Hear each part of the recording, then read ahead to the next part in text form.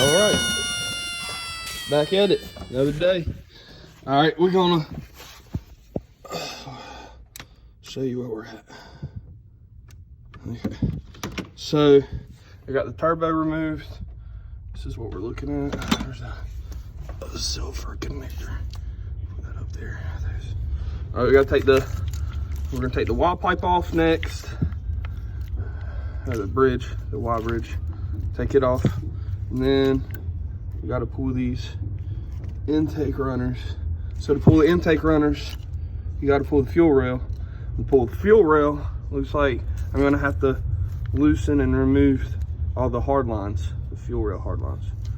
So I'm also gonna have to remove anything that goes over the intake. So this coolant hard line that goes over the intake is gonna have to be removed.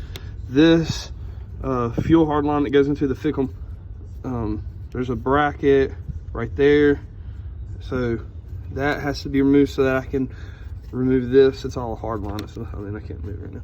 And then the one hard line from the fickum comes over here, goes under that bracket, comes across here, so that's already been removed.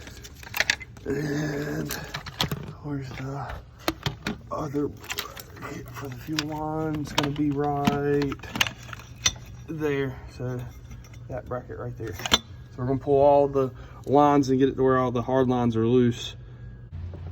All right, so I've went in and pulled all the bracketry for the hard lines and stuff. Most of them are 12 millimeter.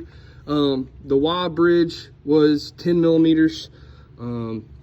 Like I said, I've taken all these little ones apart. That one didn't have one on it, but I've taken the things that hold all this fuel rail and stuff on.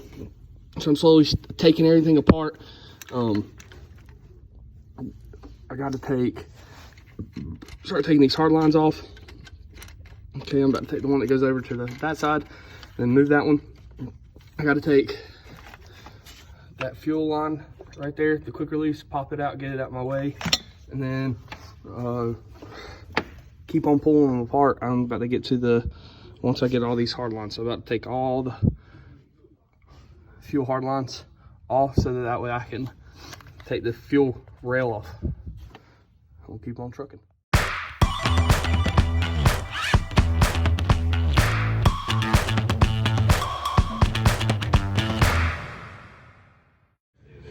All right, so back at it, pulled the intake runners off both sides.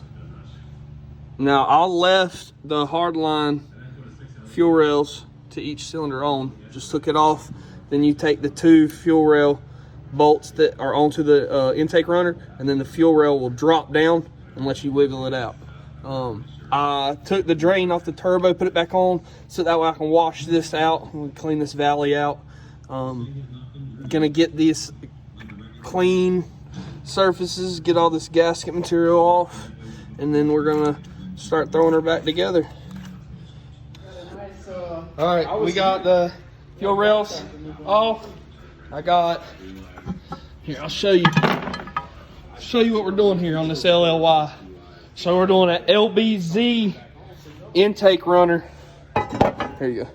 We're doing an LBZ intake runner upgrade on this LLY. So this is your intake runner on an LLY. And if you look, you got what, 2 3/4, a little bit over 2 3/4. If you come over here to the LBZs, you got almost 3 1/2. So we're opening this up. Got, what's it, the Whirly or whatever, Whirly Fab Kit, all the charge piping.